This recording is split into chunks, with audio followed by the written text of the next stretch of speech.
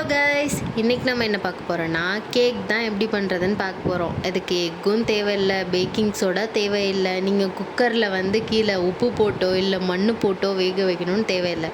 குக்கரை ஒரு 10 மினிட்ஸ் முன்னாடியே ஸ்டவ் ஆன் பண்ணி அது உள்ளே அது ஸ்டாண்ட் செட் பண்ணி வச்சுட்டு பாயில் பண்ணிகிட்டே இருங்க. அதுக்குள்ளே இங்கே வந்து கேக்குக்கு தேவையானதை ரெடி பண்ணிக்கலாம். 1 கப் ரவை, அந்த கப்லேயே நாங்கள் எல்லாத்தோட மெஷர்மெண்ட்டும் அந்த 1 கப்பில் தான் எடுத்துக்கிட்டோம். ரவை 1 cup, sugar 1 cup, oil 1 cup, மைதா 1 கப். இந்த சுகரையும் ரவாவையும் நல்லா மிக்சியில் போட்டு நல்லா அதோட பதத்துக்கு கையில் நமக்கு கொரன்னு வர மாதிரி அரைச்சி எடுத்துக்கலாம்.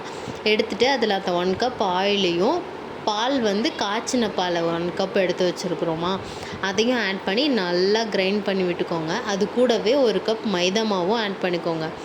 ஏலக்காய் வந்து டேஸ்ட்காக ஆட் பண்ணிக்கலாம், ஆனால் நாங்கள் அதையும் ஆட் பண்ணல. வெனிலா எசன்ஸ் ஆட் பண்ணல. லாஸ்ட்டாக அதை நல்லா கிரைண்ட் பண்ணி எடுத்துகிட்டு நம்ம வீட்டில் இருக்கிற பாத்திரத்தையே கூட எடுத்துக்கலாம். அதில் நல்லா நெய் தடவிட்டு அதில் கொஞ்சமாக மைதா மாவை கொட்டி இந்த மாதிரி நல்லா இது பண்ணி விட்டுக்கோங்க. அப்புறம் நம்ம ரெடி பண்ணி வச்ச கேக் பெட்டரை எடுத்து நல்லா அதில் ஊற்றி அதில் இடையில பபிள்ஸ் இல்லாத அளவுக்கு தட்டி விட்டுட்டு நம்ம ஆல்ரெடி ஸ்டவ் ஆன் பண்ணி வச்சுருக்குறோம்ல அதில் அந்த கேக் பெட்டரை வச்சுட்டு க்ளோஸ் பண்ணி விட்டிங்கன்னா கேக் ரெடி. அடிக்கடி அதை திறந்து பார்க்காதீங்க. ஒரு 10 மினிட்ஸ்க்கு 1 டைம் திறந்து பார்த்தீங்கன்னா அதில் தெரியும் உங்களுக்கு. ஃபஸ்ட்டு 1 டைம் இப்படி பாயில் ஆன பிறகு அதில் நம்ம கட் பண்ணி வச்சுருக்கிற நட்ஸ் உங்கள்கிட்ட என்ன நட்ஸ் இருக்கோ அதை ஆட் பண்ணிக்கோங்க. எங்ககிட்ட பாதாம் இருந்துச்சு, அதை கட் பண்ணி நாங்கள் மேலே தூவி விட்டுட்டோம். ஒரு 20 மினிட்ஸ்க்கு அப்புறம் ஓப்பன் பண்ணி பார்த்தா கேக்கு கொஞ்சம் லைட்டாக தான் பாயில் ஆகிருக்கு.